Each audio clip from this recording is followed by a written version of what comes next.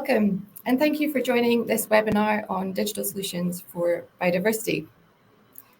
Today, we will be talking all things Nature Tech and sharing some insights from our latest GSMA ClimateTech report, the Nature Tech Nexus, Bridging Biodiversity and Business.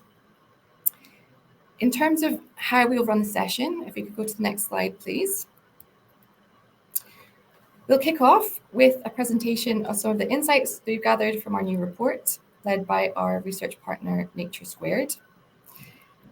But the real focus of today is on hearing from the mobile industry. And we are delighted to have three mobile operators joining us today. We'll hear from Indosat, Ooredoo, Hutchison, Huawei, and Vodafone on the different types of innovations that they have created to tackle biodiversity loss. In the remaining time that we have, we'll then move to a discussion where all of our different mobile network operators will come together and we can discuss our reflections on what they have learned and what implications could be for the mobile industry in thinking about biodiversity in the future. A note on housekeeping, this session is being recorded, and if you have any questions for our speakers, please do feel free to drop them into the chat.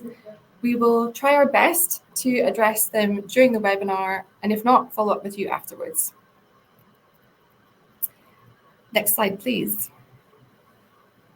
Before we dive into the research and to hearing from our mobile network operators, a very short introduction to the GSMA, in case you haven't come across us before. The GSMA is an association for the mobile industry, and the Mobile for Development team is our international donor-funded component, and it sits at the intersection of the mobile ecosystem and international development goals. Next slide. I am joining from the ClimateTech team, and we focus on lots of different topics ranging from circularity through to climate finance, natural resource management, and beyond. But really our core focus is on understanding and exploring how mobile and digital technology can create a more climate resilient future. We do this through a few different strands of work. One is research. We also do a lot of market engagement and advocacy. And we also do innovation funding, where we support startups who are leveraging different mobile and digital technology to support vulnerable communities in particularly in building resilience against climate change. Through our GSMA Innovation Fund for Climate Resilience and Adaptation, we are currently supporting 24 startups across Africa and Asia in their journeys to scale. Before we actually dive into the research and the reports, if you can move to the next slide, please.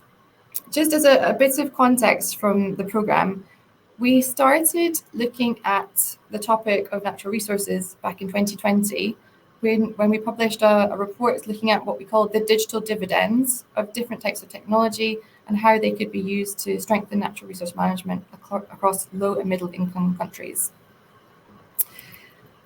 More recently, our attention has shifted to the nature crisis and biodiversity. With funding from the Swedish International Development Cooperation Agency, SIDA, we published this new report in March, looking at the booming nature tech market, as well as how different startups are developing really innovative solutions to tackle various forms of biodiversity action. In the report, we look at business models and revenue streams that look to be particularly promising, and how innovations in the mobile industry can also support this broader effort. Given the crucial role that the private sector can play in biodiversity, we were particularly keen to understand what this looks like for the mobile industry and where we could be potentially having further impacts in the very urgent fight to protect nature. And really that's our focus for today's session. I would now like to hand over to Eli Morel from Nature Squared, who will talk through some more of the context and our findings from this research. Hi everyone, thank you Anna. So I'm Eli and I work at Nature Squared, and we're a consultancy specialized in the intersection of biodiversity and economics. So we look a lot at different business cases that can be used to support nature-based solutions. So that really segues into this report where we focused on the biodiversity crisis and how the nature tech sector can respond to that and what role it can play. So a bit to set the scene, as you know, the biodiversity crisis is really one of the big environmental issues of our time. It's very urgent. We've already lost 420 million hectares of forest, and we have many species at risk of extinction. And 75% of land has already been altered in some way by human activities. And of course, this crisis is heavily intertwined with that of climate change and will cause impacts not only for nature, but also human well-being, security, and economy. And what we see is that low and middle income countries will be disproportionately impacted by this biodiversity loss, as they are home to some of the largest remaining intact biodiversity hotspots in the world, some of the most essential ones as well for stabilizing our climate and maintaining healthy ecosystems. So they will naturally experience the largest negative consequences from declines in biodiversity. And we also see that there are many communities in these countries that are heavily dependent on, for example, forest landscapes for their livelihoods. So declines in forest area, for example, can really threaten their ability to earn an income to feed their families and will also exacerbate inequality. One interesting statistic that we came across during this research was that with the collapse of ecosystem services such as pollination, fisheries, and native forestries, and the systems and services they provide, some low and middle income countries could see declines of up to 10% in GDP per year by 2030 if something isn't done to curtail this loss. Next slide, please. So as part of this report, we really looked into the role that digital and mobile solutions can play in curtailing the biodiversity crisis. And we've seen over the years, of course, tech has already been used in many solutions when it comes to climate-related or nature-related issues. A lot of the conventional technologies we've seen are satellites, drones, and camera traps. And they've really played the role of monitoring the state of biodiversity. There's a lot of research projects that use whether it be satellites or camera traps to sort of keep an eye on endangered species and track their movements over times and areas. And also we've seen drones and things like this being used to monitor forest fires, forest health. But in recent years, there's been sort of a boom in improvements to existing conventional tech, but increasing the use of more frontier and emerging technologies. So some examples of that are artificial intelligence and eDNA. And we're seeing that these sort of advancements in these frontier technologies are now being combined with conventional technologies to really increase the accuracy and the range of data that can be gathered by these solutions. So AI is being applied with camera traps and with bioacoustics, for example, to track poaching and to track illegal logging so that you can be notified about instances where this is happening and action can be taken. So essentially, these newer technologies are really playing a role in enhancing existing solutions and really making them more targeted and accurate. And we also found that these technologies are predominantly applied in the fields of forestry and agriculture. These are areas where there is already a strong understanding of the risk profiles, the business models, and the sort of expected timeframes that investments in technologies in these areas have. But we're also recently seeing an advancement in the use of this technology for biodiversity monitoring and preservation and different kinds of natural resource management. And that's sort of spurred on, of course, by advancements like the Global Biodiversity Framework and CSRD and different reporting requirements that are coming in. Next slide, please, Matt. So looking at the overall state of the nature tech market, we found that currently there are about $7.5 billion in VC investment in nature tech, and 40% of that is represented by the private sector, which is quite a good percentage. However, we do see that the majority of that finance is concentrated in Europe and the United States, with a very small amount of it, 13%, going towards lower middle income countries. So seeing that all of these biodiversity hotspots and the communities that depend on biodiversity are predominantly in these countries in the global south, it really is important over the next years to try and scale and speed up investment that is going towards these countries.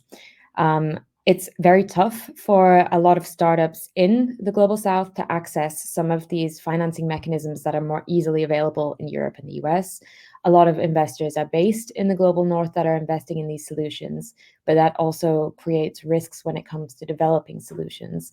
If they're developed in Europe and the US, they might not meet the needs, the requirements that are within the communities that are actually implementing these solutions. So it's essential to sort of reroute finance and focus it more on getting it to these startups that are in places that are heavily affected by biodiversity loss and that understand the context within which we need to apply these solutions. So going on to the future of the nature tech market, as part of this report, we sort of developed a timeline of the advancement and the development of the nature tech market, and the little red dots underneath the arrows is where we see ourselves as being now. So the overall market, there's a lot of change happening. The change is constantly happening.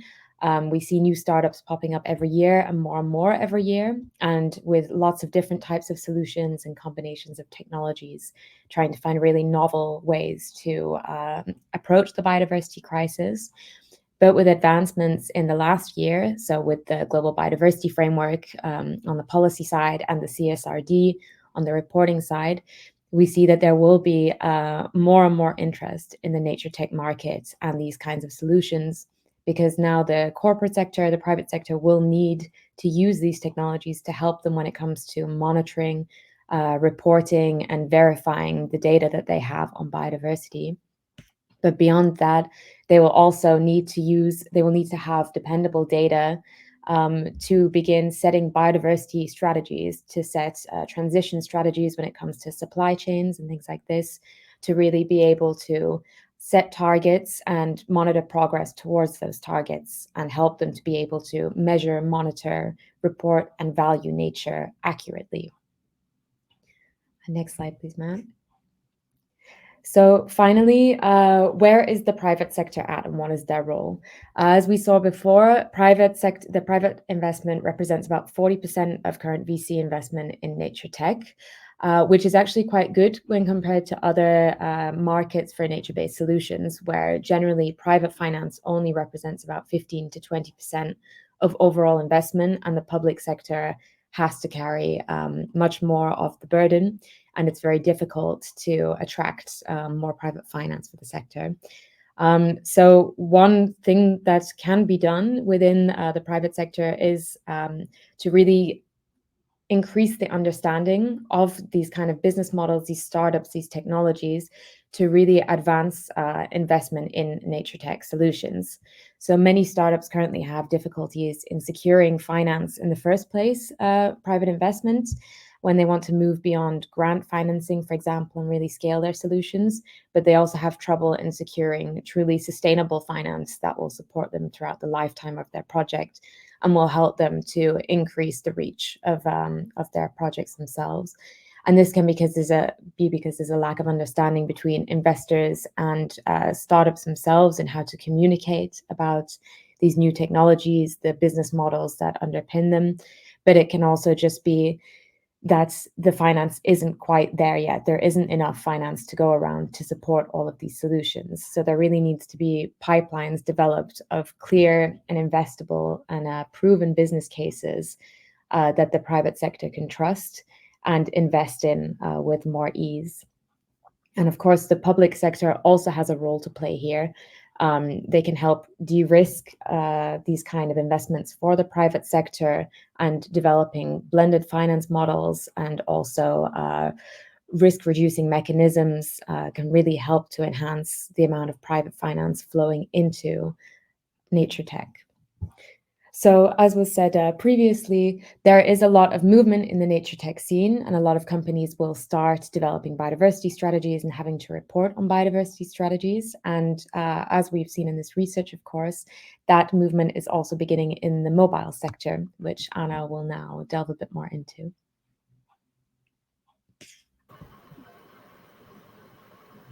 Thank you, Eli. Yes, so let's take a bit more of a look at the mobile industry as a whole. As part of this research, we analysed information from 25 of the largest mobile operators across Africa and Asia to better understand the profile of existing biodiversity initiatives and partnerships that are in place, as well as to scope some of the potential opportunities for further action. When we spoke with mobile operators, we heard that biodiversity is gaining attention within the business, in large part because of the nature-related reporting requirements that Eli was mentioning, all of which are coming into effect. However, while it is rising up the agenda, biodiversity remains a relatively nascent topic, and it doesn't yet have the level of either internal visibility or action that we see at this stage for example, net zero commitments or on circularity. At this point in time, most operators are trying to get to grips with the new reporting requirements and are conducting materiality assessments. Several of the operators that we spoke with mentioned that they are developing their biodiversity strategies now, and we are expecting to see them being published in the coming months. It's worth noting that a biodiversity task force has come together and formed under the GSMA, led by our colleagues at the GSMA Climate Action Team. It currently comprises 40 global operators who are all working together to address the sector's collective efforts to better understand and respond to biodiversity impacts.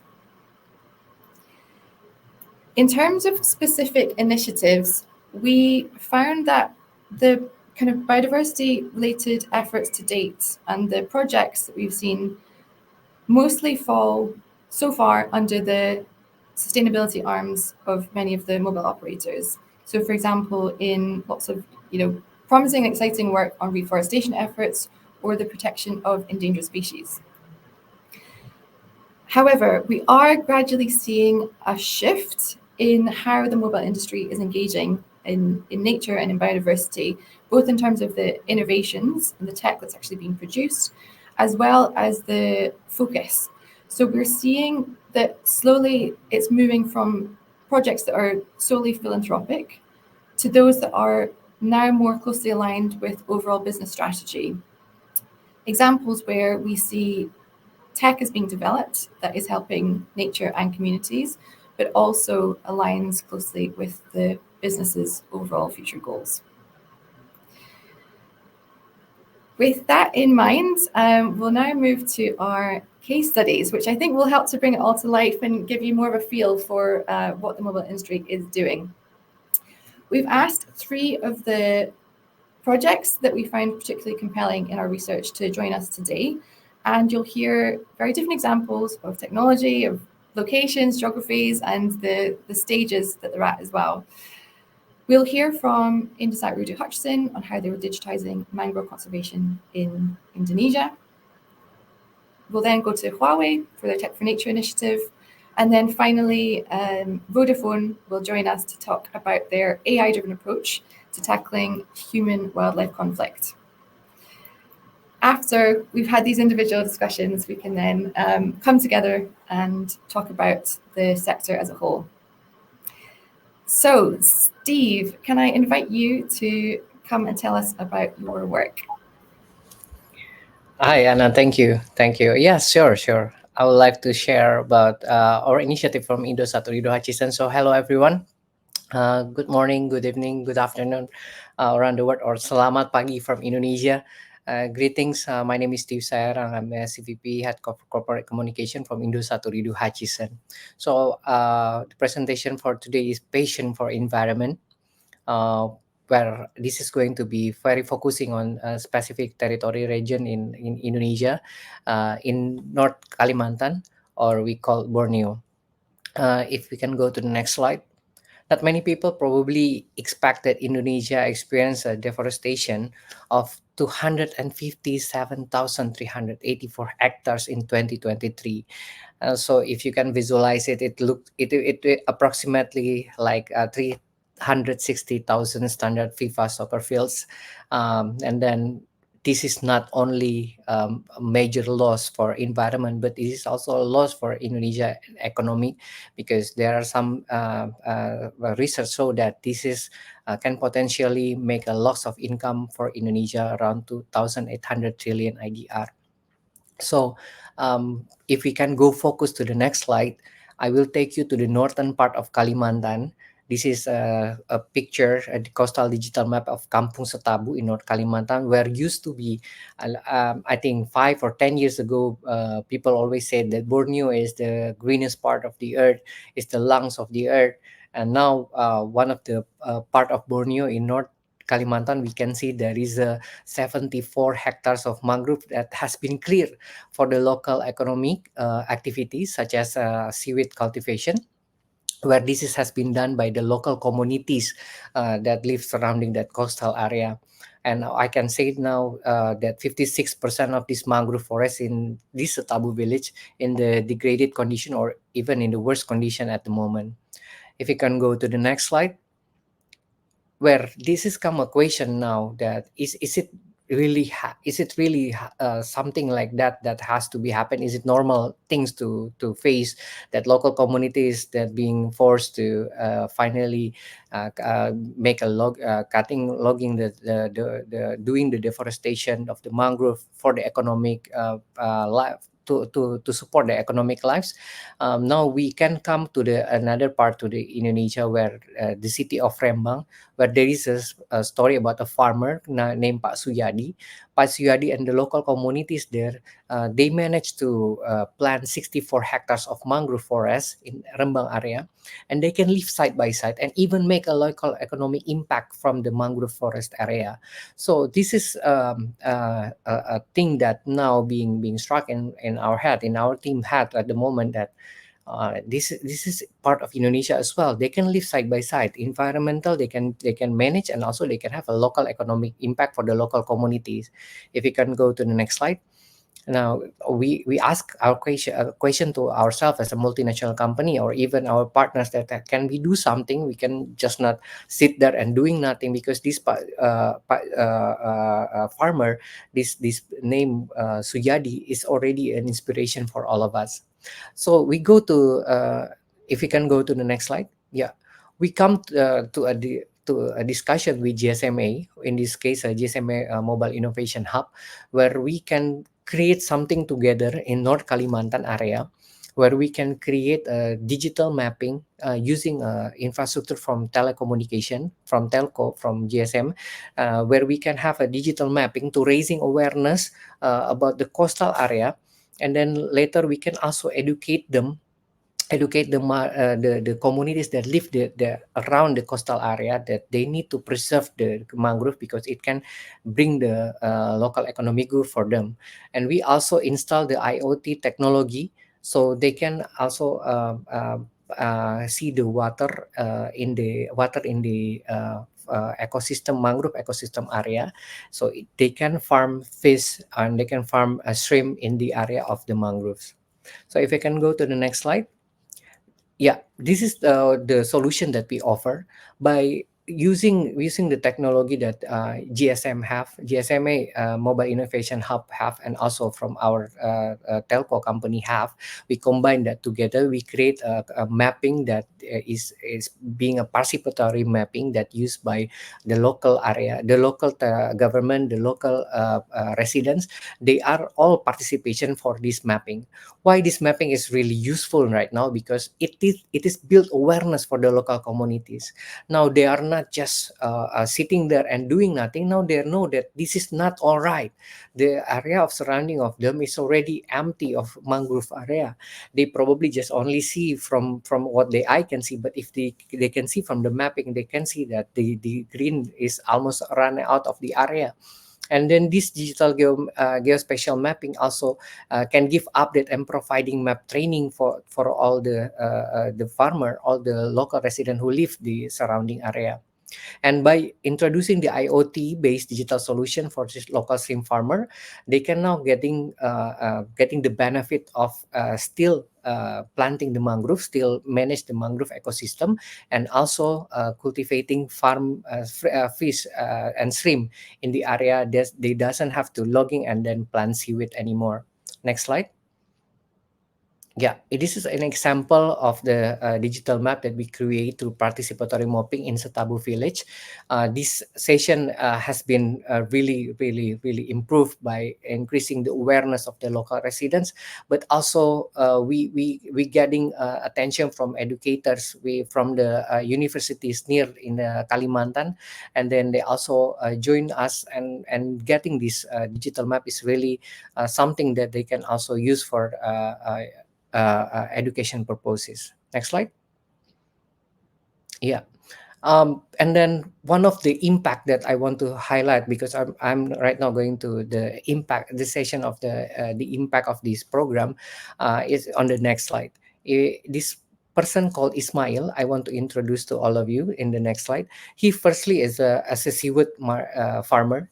He wants a local resident who cut the mangrove, who using the and also doing the illegal logging for the mangroves. Now he now understand about the area, the surrounding area. He's now understand about the digital map and how it's useful for him. And now he also can learn about living side by side mangrove plantation, and also do the shrimp farming, and now become advocates for us. He's now helping us educates the local residents, and educates and fighting the illegal logging in the mangrove surrounding. So he also now become an advocates.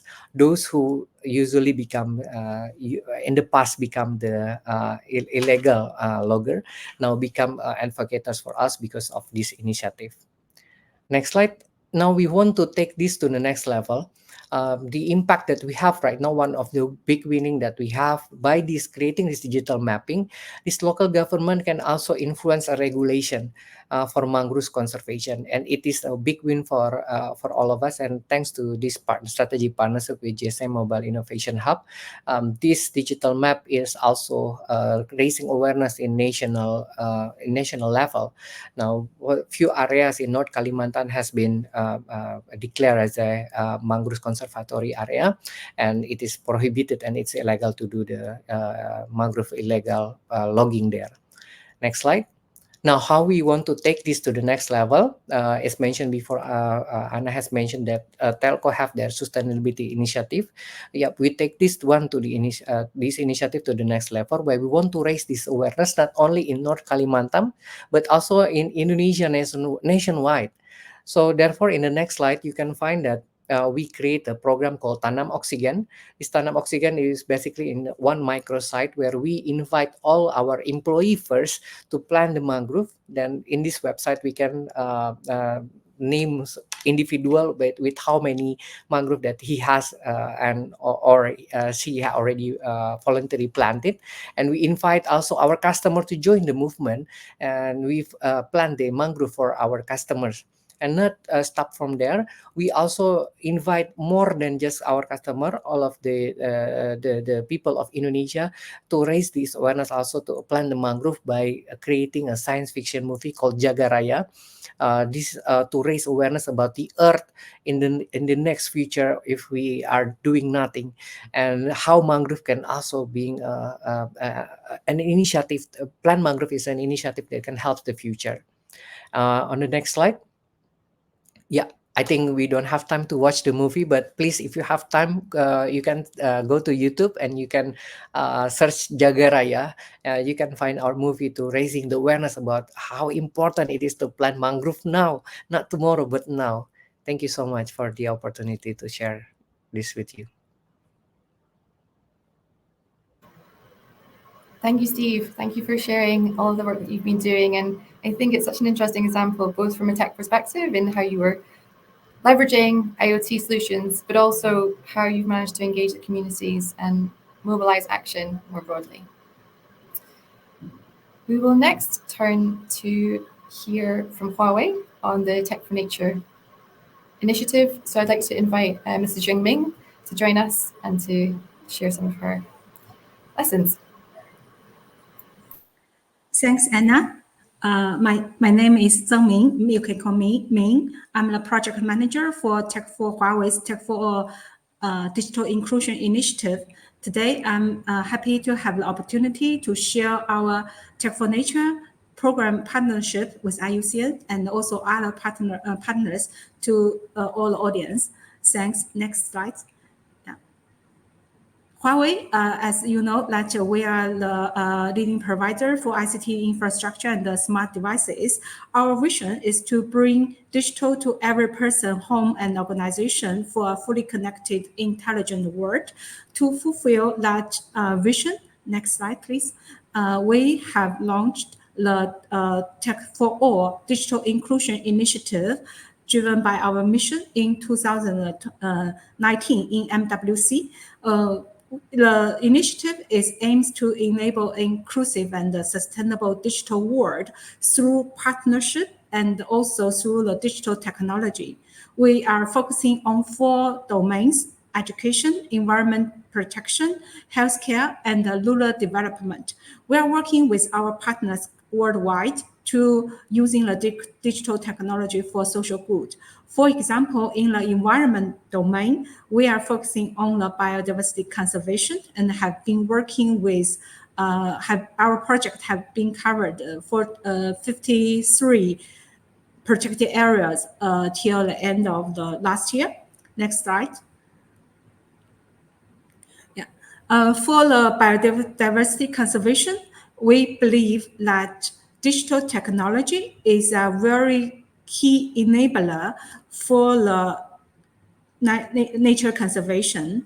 So through the data, through the sensors, through the we can collect the information, the environment information, and through the data transformation and the cloud and the network, we can support the data analysis and the storage. So we are, for our project, we are focusing on the 3 types of ecosystem: forest, wetlands, and oceans, to using the digital technology to support the biodiversity monitoring and also the sustainable nature source management. We have the project in Asia, in Latin America, in Africa, and also Europe, that's covering different types of the ecosystem and the endangered species. For example, for next slide, please.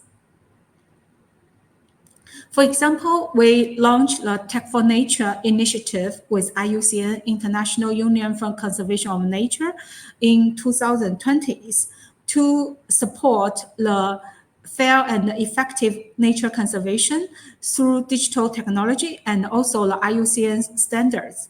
For the first phase of the project, from 2020 to 2003, we have been working in 5 countries, in Spain, China, Mexico, Mauritius, and Switzerland, to support by monitoring of the different types of endangered species like the Hainan gibbon, like the jaguar and the Bernoulli eagles, and also different types of the ecosystems like the coral reef in Mauritius and also the forest carbon sequestration in the Switzerland.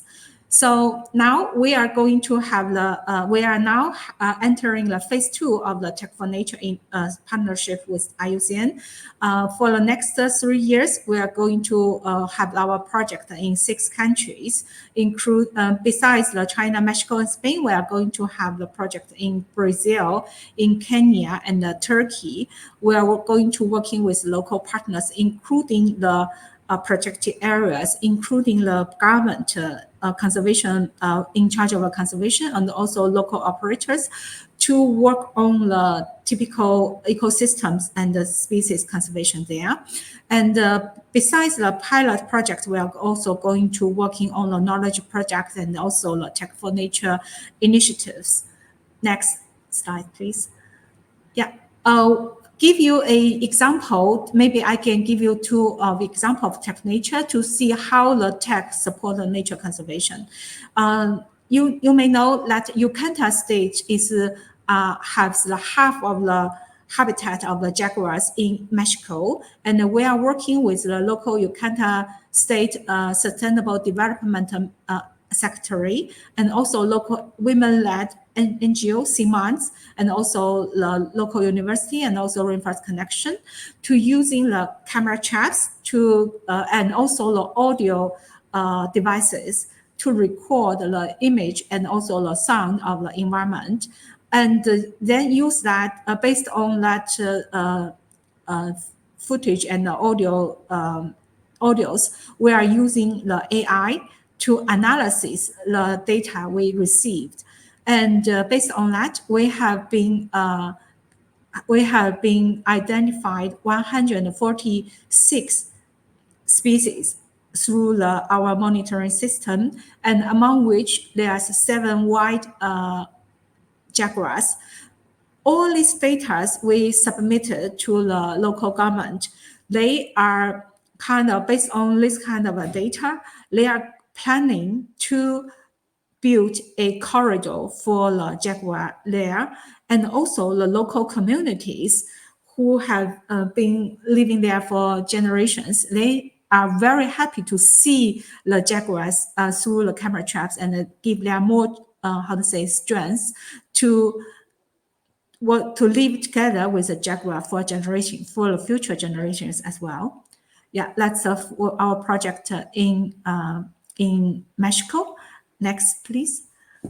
Also, we have a partner with our local NGOs, Eco-Mode Society, to support the coral reef restoration.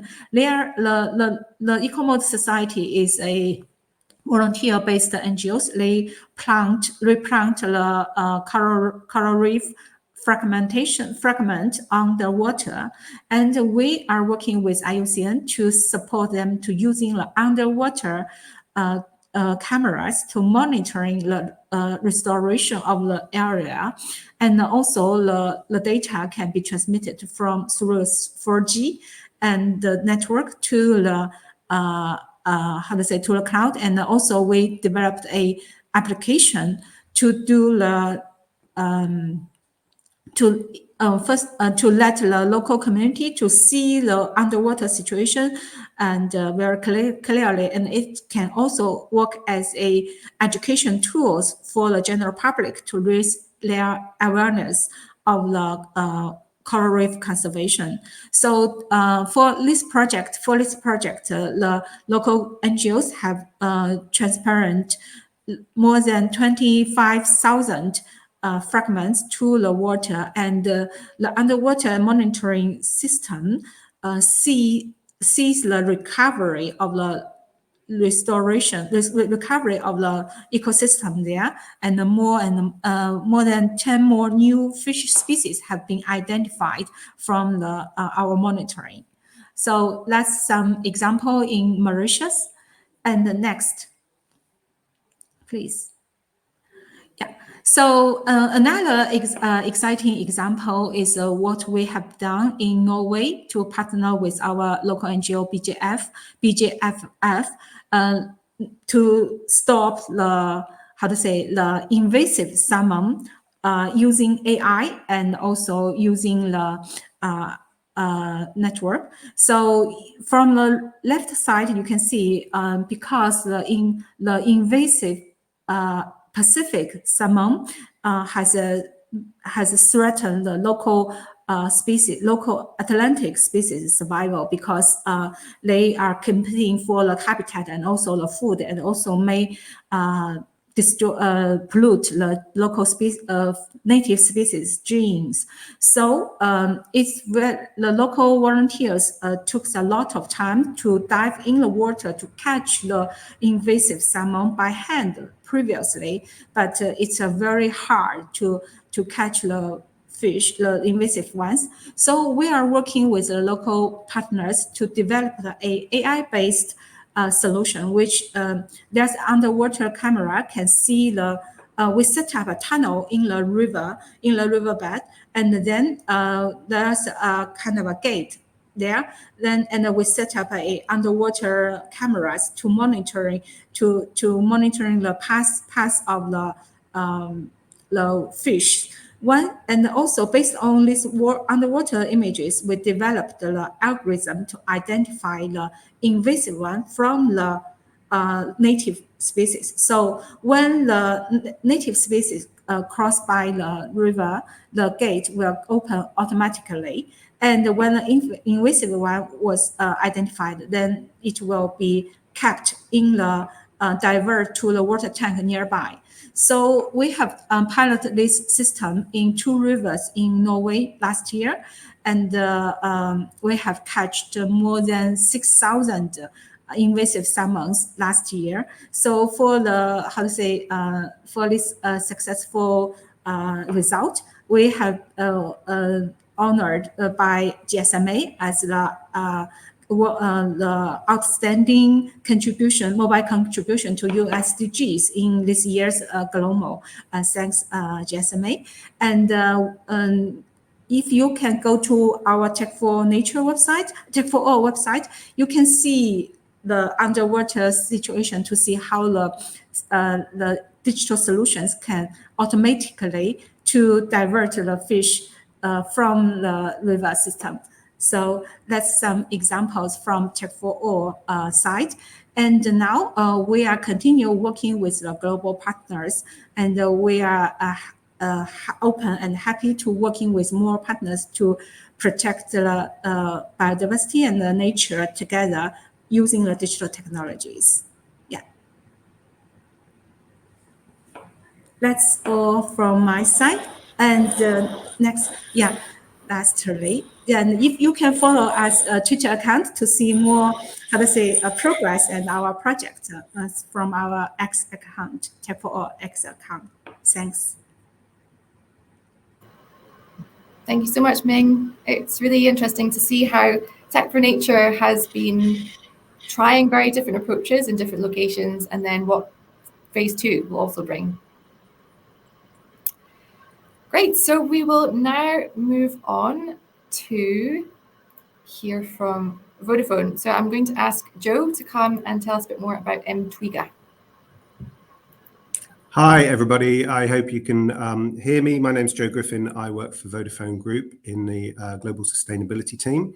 And I'm just going to talk to you this morning, morning in London, about our solution called mTwiga. I'll start by giving you a bit of context about the problem that we're trying to solve, talk a bit about our solution, and then the process that we're going through to create the solution, and then some of the challenges. So if we can just go to the next slide, please. So human-wildlife conflict is the problem that we're looking at trying to solve with mTwiga. Human-wildlife conflict occurs when encounters between humans and wildlife lead to negative results, such as loss of property, livelihoods, or even life itself. It occurs throughout the world where human populations and wildlife compete for resources. You can see on this slide some of the sort of headlines that sort of demonstrate our problem statement. Human-wildlife conflict represents one of the greatest threats to the long-term survival of some of the planet's most iconic species. As an example, conflict-related killings affect more than 75% of the world's wild cat species, and many other terrestrial and marine carnivore species, including polar bears and large herbivores such as elephants, are also affected. Human-wildlife conflict is as much a human development and humanitarian issue as it is a conservation concern.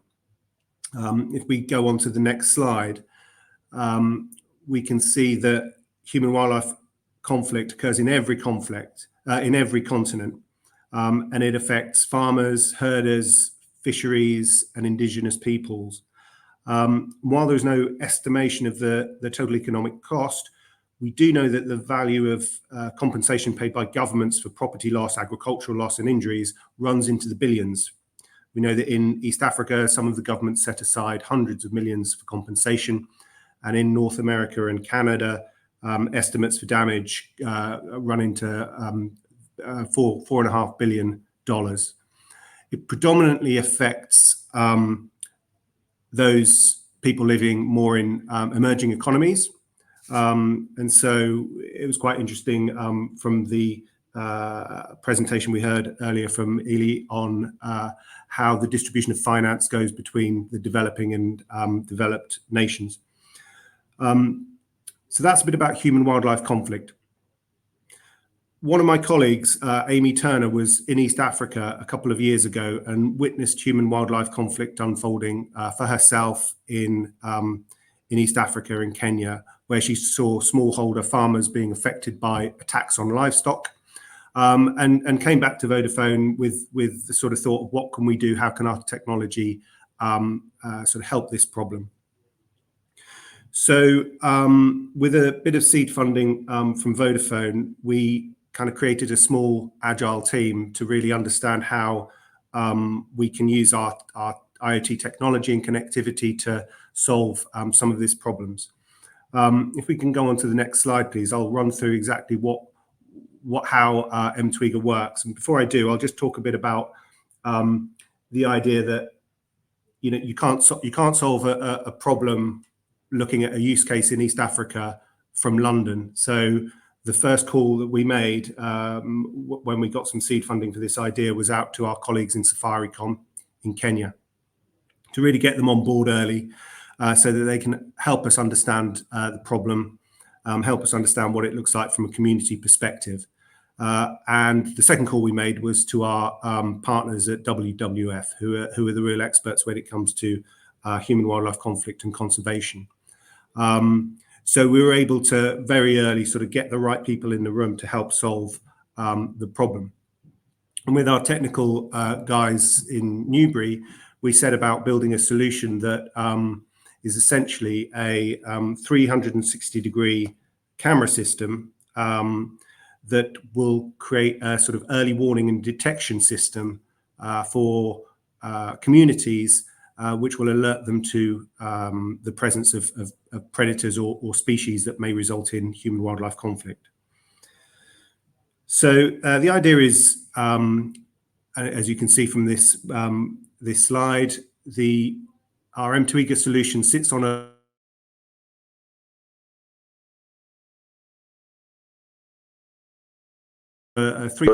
livestock pen of 25-30 meters.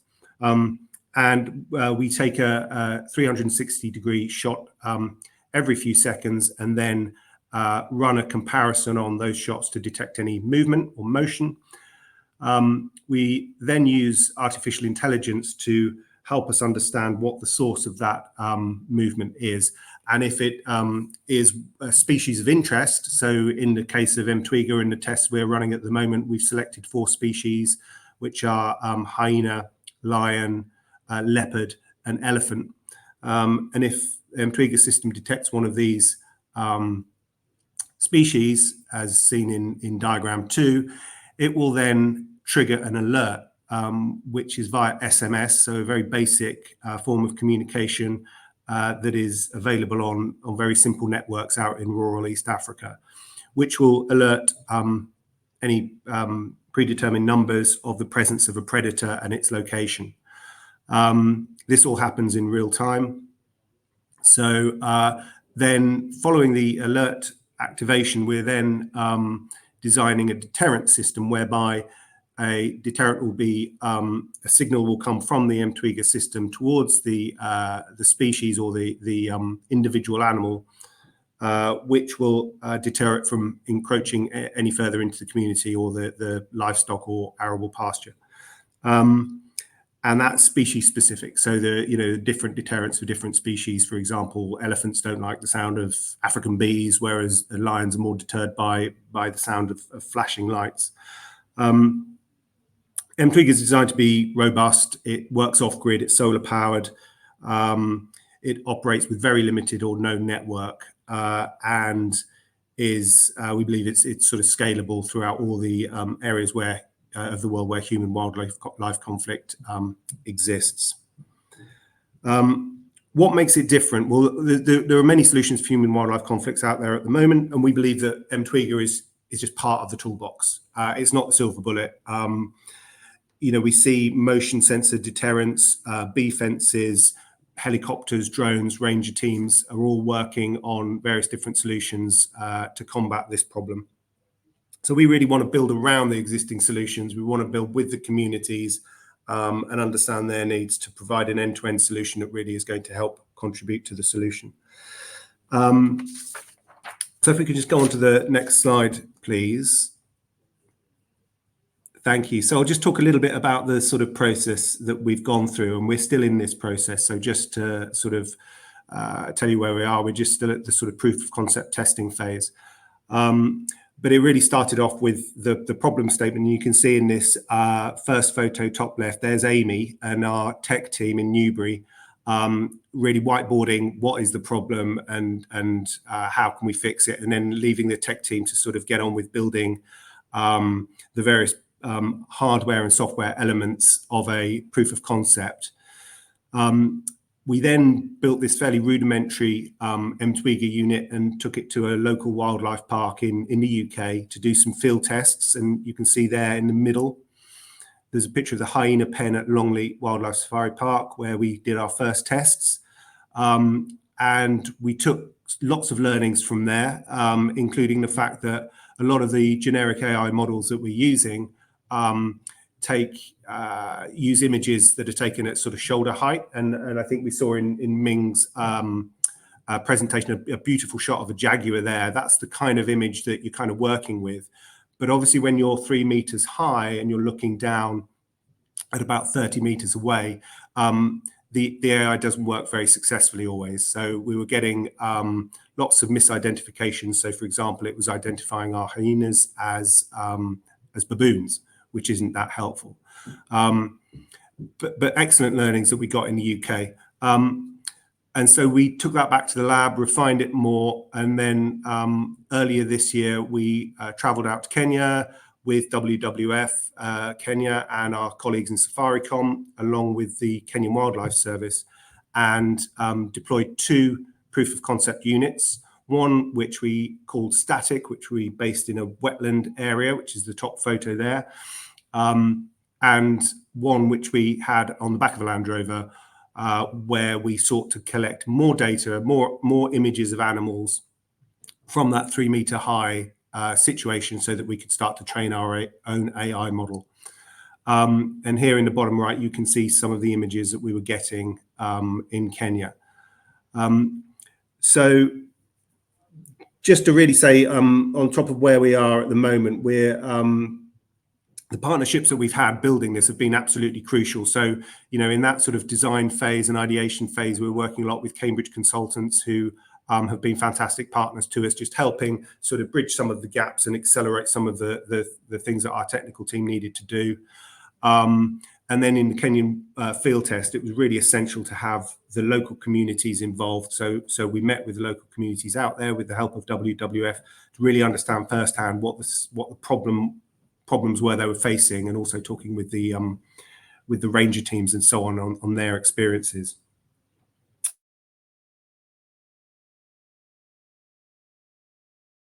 We've finished our Kenyan test. We're now back and doing our sort of next round of building. We've got some more funding, and we're looking to sort of hopefully go into the sort of phase 2 of the project, where we build and test a few more models for the Kenyan environment, and then beyond that, hopefully scale to more areas of East Africa. If we can head on to the next slide, please. And just to show you some of the challenges that we had around that sort of AI detection. Here are 4 images of a hyena, and just understanding that hyenas, when you're trying to detect them in the proximity of a community, they don't always stand still. Really good AI classification.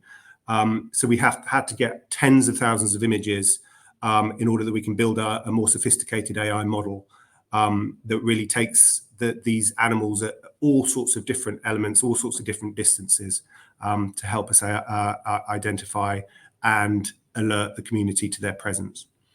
Moving on to the final slide, please.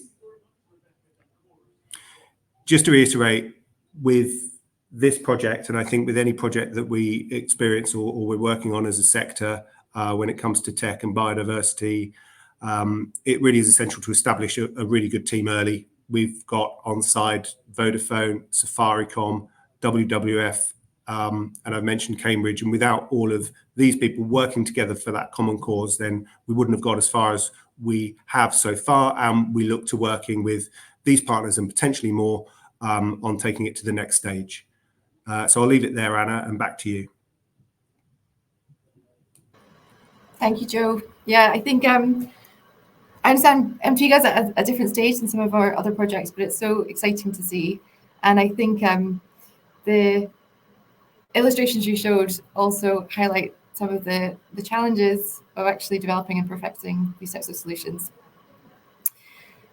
We only have a few minutes left, but I would love to bring the three speakers, so Steve, Ming, and Joe, just to come back and join me for the final few minutes, because I think based on everything that you have shown and through your presentations, really you're working at the forefront of nature tech and the mobile industry, and you've seen it all happening.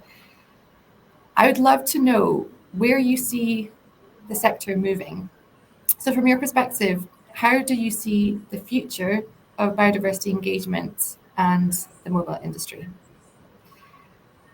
Steve, I will start with you. Yeah. Okay, thank you, Anna. For sure, if I may answer the question with what the project is already implemented in North Kalimantan, we would like to expand this one with mobile climate tech to the next area of territory of Indonesia, because we still have some area to cover. We have certain part of Sumatra and also several part in Nusa Tenggara area, which is really need attention right now for the biodiversity life there, and which we are going to still focus on the mangrove plantation. And moving ahead, we know that this technology need to be friendly enough to raising more awareness from the local communities. This technology that we implemented need to be useful for them. They can learn from it and educate them how to navigate around the ecosystem area using the digital map that we already created. So there are still more homework to be done, but we believe with this close collaboration with GSMA ClimateTech, we can giving more impact to more people in Indonesia, because we have more hectares to cover, and the technology of GSM technology is keep evolving. Now we have AI, we can expedite the technology. We can also implementing this one into the current technology mapping that we are doing right now to escalate the impact and the awareness eventually. Back to you, Anna. Thank you, Steve. Yeah, some very important points there. Ming. Okay, maybe thanks. Thanks. From our practice, we think there's some opportunity, also great potential for the mobile technology for the nature conservation, either for the conservation measures itself and also for the raise awareness of the local community and the public to engage them into the action of the nature conservation. From the conservation perspective, I think from the sensors, we need more sensor and IoT devices which can have the cost effective and also more easily to maintain and to adapt to the very extreme weather, the humidity and different this kind of environment. So this kind of sensors, we still need more this kind of sensors. And in terms of the coverage, because the places are always in a very remote areas, it's always lack of the coverage, network coverage. So for the sake of the development of local community in the remote area, and also in the for the benefit of the nature conservation, I think maybe we can work with the operators to have a more rural coverage and also to support by the maybe the green power to provide the coverage for the rural areas. And also with AI and big data and AI, we have more and more tools to analyze the data to drive the informed and the science-based decisions for the nature conservation. So we also think that's also a big areas for the future growing for the nature tech. Yeah. Thank you, Ming. Absolutely, especially on connectivity. This is a big request that we heard from startups in terms of what they're actually looking for in support from the mobile industry. And finally, over to you, Joe. Yeah, I'll be very quick. I think, we've seen from the 3 examples this morning the potential. I mean, it's vast, right? We're talking about monitoring mangrove conservation. We're talking about wildlife corridors using remote sensing. We're talking about human wildlife conflict. I don't think there's any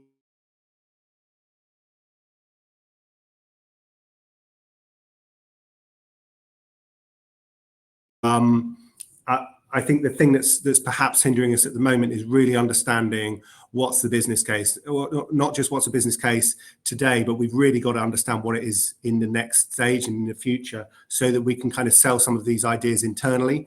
And I think we've also got to understand what are the partnerships that we can access for funding in initial stages.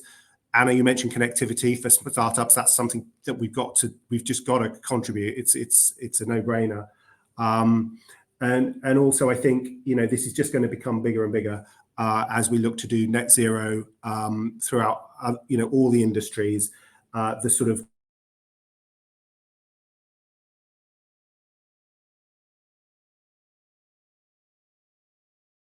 ground truthing and monitoring of ecosystem health, I believe.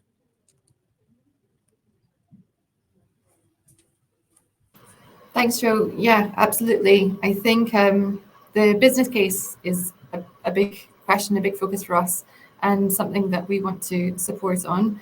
And I think also, as you mentioned, we've seen so many different examples from the 3 of you, but also partnerships are really key. So partnerships have been central to facilitating all of your work, both in terms of the actual technical components, but also the engagement with communities and also with government and the broader ecosystem. All right, so with an eye on the time, I will draw us to a close. So a huge thank you, Steve, Ming, and Joe, for joining us today and telling us about your different projects. For those that are still with us, then just a few final points before we close. Hopefully this session has been informative and given you a feel for the role that the mobile industry can play and the potential options for the future. A thank you to our speakers, but also to the Swedish International Development Cooperation Agency for funding this particular piece of research and our work on this topic. If you would like to learn more about the research that we have done on this, please do check out the reports, either through the QR codes or through the links that are being shared. You can also follow the ClimateTech team's broader portfolio of work if you sign up to our newsletter. And I mentioned at the beginning our innovation funds, which may be of interest to some of you as well. So please do have a look at the links. I'm sorry we didn't get a chance to address all of the different questions coming in. We're a little tight on time, but if the discussion has sparked any ideas in terms of potential partnerships or collaboration, then please do get in touch and we can follow up for a separate conversation. Thank you. Thanks a lot.